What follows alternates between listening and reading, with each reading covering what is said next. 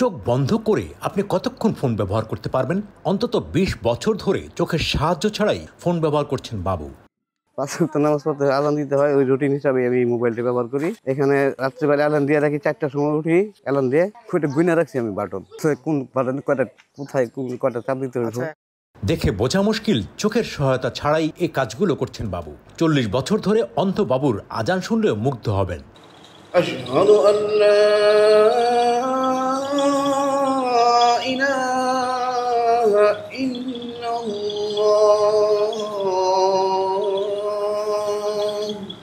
২৫ বছর ধরে স্থানীয় মসজিদের মুয়াজ্জিনের দায়িত্ব তার কাঁধে। ৫ ওয়াক্তে আজান দিতে কারো সাহায্য ছাড়াই মসজিদে চলে আসেন বাবু।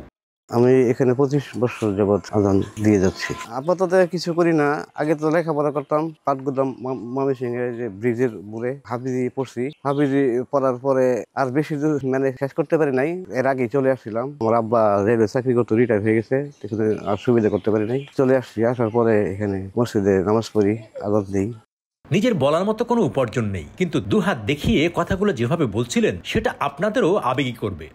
এই যে আমার এই যে দুইটা হাত দেখতেছেন, এই দুইটা হাত কোনোদিনও ৫টা পয়সা ইনকাম করে নাই, কিন্তু আমার প্রতি মাসে ২৫,০০০ টাকা খরচ আছে। এই খরচটা কোথা থেকে আসে? আল্লাহ দেয়, আল্লাহর কাছ থেকে পাই। হাত দিয়ে খরচ করি, এই হাতে খরচ করি, কিন্তু আবার বাজারে করি, টাকা নিজের হাতে গুইনা দিই, গুইনা লই, কেনাকাটা ওই যে আমার সাথে লোক থাকে আর কি।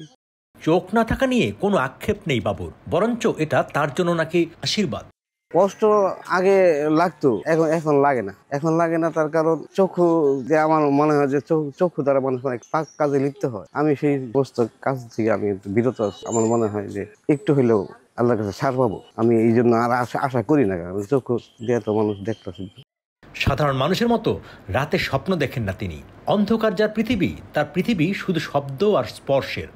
আমি তো অন্য মানুষের মতো, আদর্শ মানুষের মতো তো আর স্বপ্ন দেখি না, যেহেতু আমি তো দিনের বেলা দেখি না, রাত্রের বেলা কল্পনাও আসে না, ওইগুলি স্বপ্ন দেখি না। ওনার সাথে কথা বলতেছি, এই কথাগুলি কানে বাজে আর কি, স্বপ্নের মধ্যে। আমি চোখ বন্ধ করলে কোনো দৃশ্য দেখতে পারি না, স্বপ্নতেও দেখি না। ওই ৪০ বছর আগে যে আমি কিছু কিছু দেখতাম, তখন ওই যে রাত্রেবেলা স্বপ্নেও দেখা যাইতো, কিন্তু এখন স্বপ্নেও দেখি, এখন দেখিও না বা স্বপ্নেও অনুভব করতে পারি না।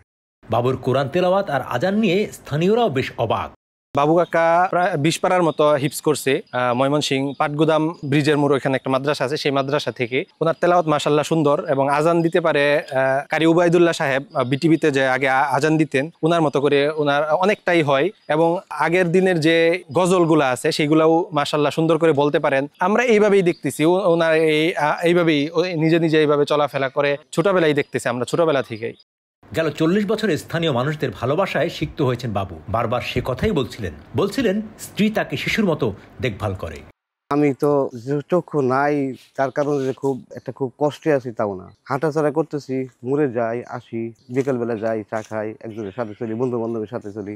বন্ধু বান্ধব আমাকে হাতে ধরে নিয়ে যায়, হাতে ধরে নিয়ে আসে, তাতে তারা কোনো বিরক্ত বোধ করে না, বন্ধু বান্ধবের মতোই করে। আমি তো প্রস্তাবের মাধ্যমে বিয়ে করছি, পারিবারিকভাবে বিয়ে করছি। আমার যে ঘটক ছিল, ঘটকে আমার বিস্তারিত বর্ণনা তুলে ধরছি তার কাছে। কেউ জানে, তার বাবা জানে, তার মা জানে, সবাই জানে। আমার স্ত্রী মানে একটা শিশুদেরকে যেভাবে দেখে রাখে, ওইরকম শিশুর মতনই দেখে রাখে। আসলে একটা শিশুকে যেরকম আদর যত্ন করে, আগলে রাখে, খাবার দাবার বুঝাই দেয়, ওরকমই করছে।